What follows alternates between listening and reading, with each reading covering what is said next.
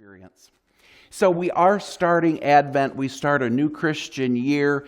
We begin with the Advent season. Advent meaning coming or the explaining of the arrival of something. It is a season to prepare for Christmas, to prepare our hearts. In olden times, even before clay,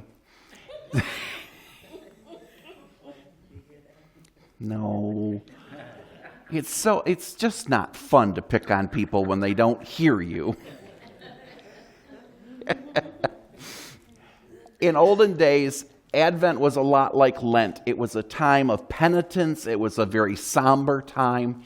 Today, it is much more preparing our hearts. And this first Sunday with hope is looking at not only what has been, but what will be. It's the already and not yet, as they often put it. You know, I was thinking about this service, and in my living room, across the room, there is a tiny clock. And you know those little battery-operated clocks kind of do their little click, click, click, click. I don't normally even hear it, because it's just kind of background noise. When there's traffic going by, or the laundromat is or the car wash is beeping over there, that time's almost up, all these different noises around the house with the furnace running, I don't even think about it. But in the middle of the night, when there's no other sound, you clearly hear click, click, click, click. It's there all the time. It's there 24/7. But I don't always pay attention to it. Made me think that's a lot of what Advent is about, is tuning ourselves to listening to God. God is always there, just like that clock. But we're not always paying attention, are we?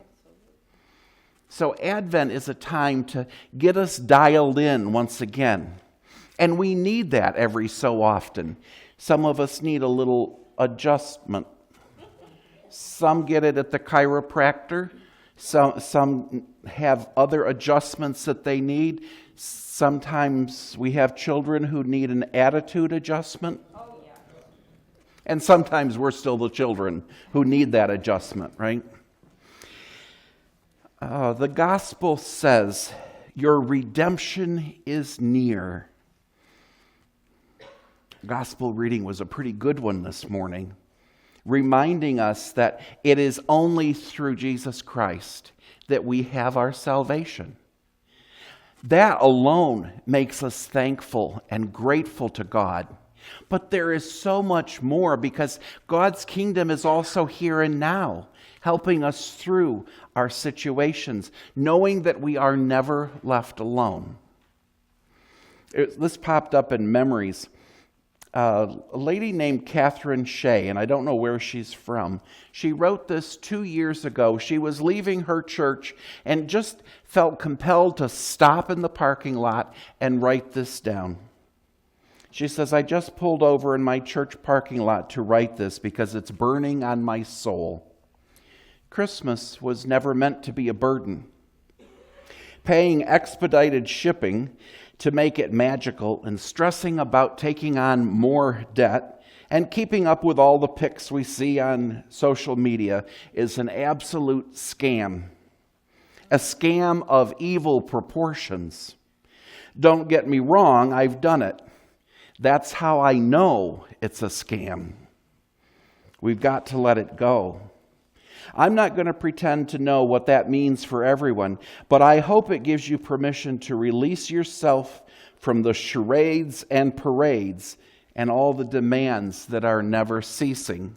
He came to free us, not to burden us. And I often think about, even as I'm considering how many of those boxes really need to come out of that upstairs closet and downstairs. Or should I just take Olivia up and show her the Christmas stuff and it'll be good enough? It might say that. Well, the last trip up to get some Christmas cards so I could get started, she found amongst the things that came out of Dad's house a wool duster about yay long and this much fur. She brought that downstairs with her, and she promptly killed it.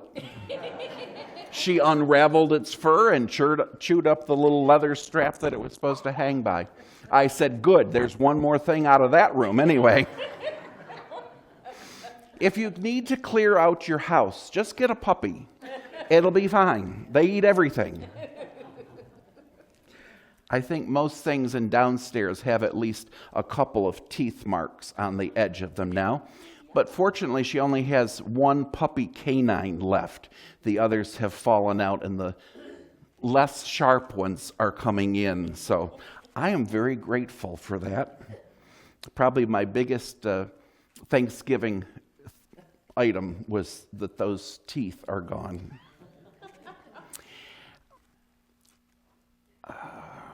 Jane, John W. Peterson, composer.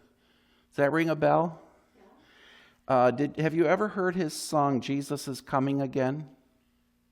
I'm sure. You're sure? Okay. He writes very simple melodies, but a lot of the times his words are very meaningful.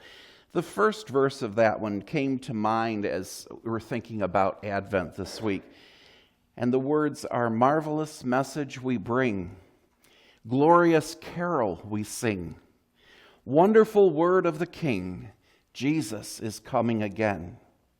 And the chorus says, coming again, maybe morning, maybe noon, maybe evening, maybe soon. Coming again. Oh, what a wonderful day it will be. Jesus is coming again. I wonder, are you as prepared for that coming as you are for December 25th? We put a lot of work into decorating and sending cards and fixing all the right foods and cookies and stuff, which is all wonderful and great. But are we as prepared for Jesus to come back? That's really our ultimate test, isn't it?